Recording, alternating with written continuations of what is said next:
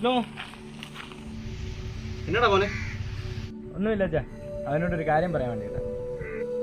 വിഷ്ണുവേ, എന്റെ കൂട്ടുകാരൻ അഖിൽ വിളിക്കുന്നു. എന്തോടാ?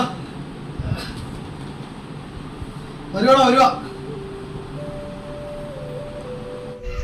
ഞാൻ എന്നൊരു കാര്യം പറയട്ടെ. അവന്മാരെല്ലാം അവിടെ സെറ്റായിട്ട് ഇരിക്കുക. നീ ആ തോർത്തെടുത്തല്ലോ, നമുക്ക് ആ പാറക്കുളത്തിൻ്റെ അവിടെ കുളിക്കാൻ പറ്റും. എടാ ഞാൻ ഇല്ലടാ, എനിക്കൊന്നാമത് നല്ലോണം നീന്താൻ അറിയത്തില്ല. അങ്ങനെ ഇവിടത്തുമില്ല. നീ ഇഞ്ഞു പോയേടാ, ഇത്രയും പ്രായമായിട്ട് നാണയില്ലേ? നീ ഇങ്ങോട്ട് വാ. വരുവാ.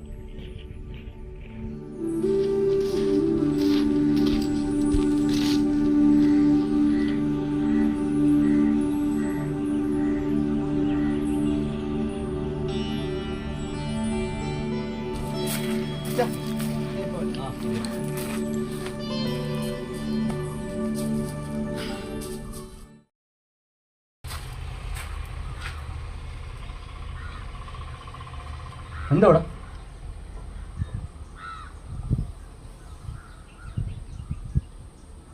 നീ എന്നെ ആദ്യമായിട്ടാണ് കാണുന്നത്. എന്തോ കാര്യം എന്തോ പറ. വിഷ്ണു പോയടാ. അവൻ പോയി, അവൻ കൂട്ടുകാരോട് അങ്ങോട്ട് പോകുന്ന ഞാൻ കണ്ടല്ലോ.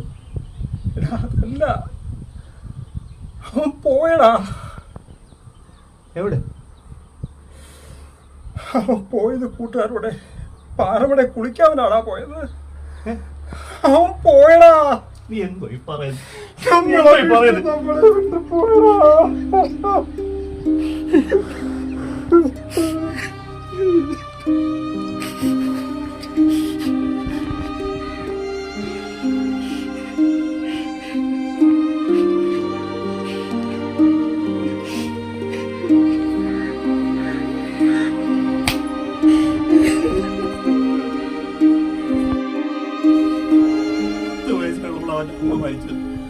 അവനെ പൊന്നുപോലും വളർത്തിയത് അവനും പോയി.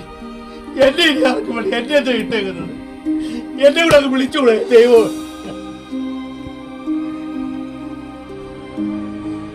നമുക്ക് അവനെ കൊണ്ടുവരണ്ടേടാ.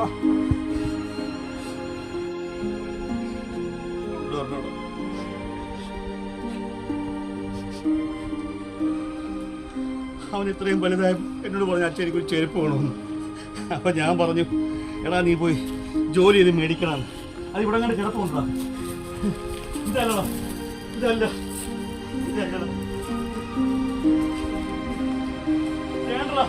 ഇതാ എന്റെ കുഞ്ഞു പറഞ്ഞ ചെരുപ്പ്. ഇതാടാ. അവനിത് ഇടാനുള്ള ഭാഗ്യമില്ലാതായി പോയല്ലോ.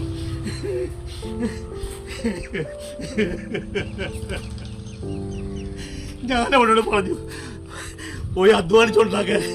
എന്റെ ദൈവമേ, അങ്ങനൊന്നും പറയണ്ടായിരുന്നു എന്റെ കുഞ്ഞിനോട്.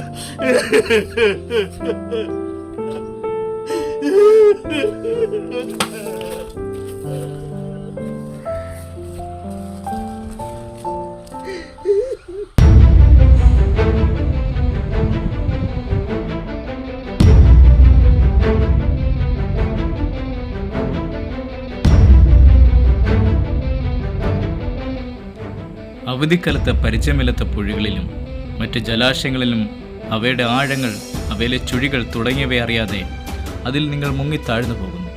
ഒരു സ്വപ്നത്തിൽ നിന്ന് എഴുന്നേക്കും പോലെയല്ല, മറിച്ച് നിങ്ങൾക്കൊരിക്കലും ഉണരാൻ കഴിയാത്ത ഉറക്കത്തിലേക്ക് അത് നിങ്ങളെ യാത്രയാക്കും.